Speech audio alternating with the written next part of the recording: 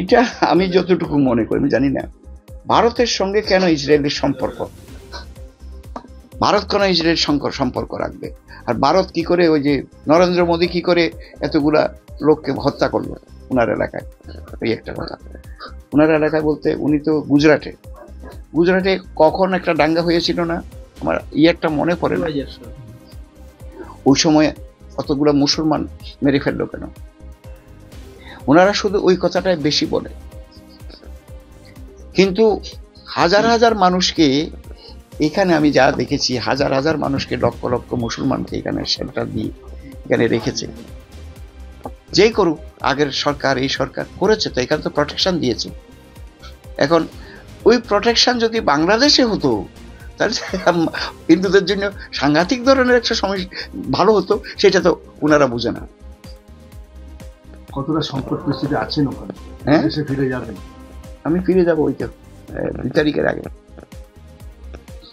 কতটা চিন্তা নিয়ে ফিরতে হচ্ছে? আমার চিন্তা তো আছেই, এখনো এখানে পড়ে আছি, ওই কি করে বাইর করবো ওনাকে জেলখানা থেকে।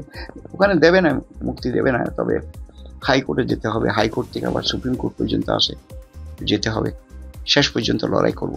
অনেকেই চিন্ময় প্রভুর প্রাণহানির আশঙ্কা পর্যন্ত করছে যে ওনাকে জেলের মধ্যেও হয়তো মেরে ফেলা হতে পারে, এই আশঙ্কা কি আপনিও করছেন? আমি এখন এই মুহূর্তে ওনাকে দেখার পরে আমি করছি না, এই কারণে আমি নিজে গিয়েছি তো, আমি করছি না এই কারণে আমি inspector general of prisons, home secretary, এবং আমেরিকা থেকে আমাদের কয়েকজন বন্ধু থাকে, দে আর ভেরি পাওয়ার।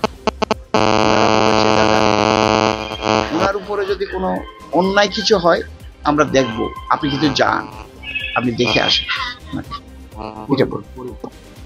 এটা আমাকে বলেছে। কিন্তু এইটা বলাতে আমার একটা শক্তিও হয়নি তাই না, শক্তি তো হয়েছে, আমার ওইটা শক্তি আছে যে ওনারা করুক বা না করুক, আমাকে তো বলেছে আমরা দেখব।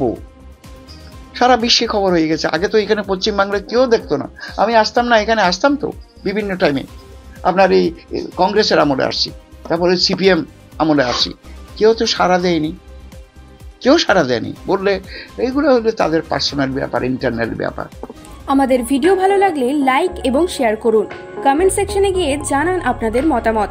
আরও ভিডিও পেতে আমাদের চ্যানেল সাবস্ক্রাইব করুন এবং প্রতি মুহূর্তে খবরের আপডেট পেতে প্রেস করুন বেল আইকন।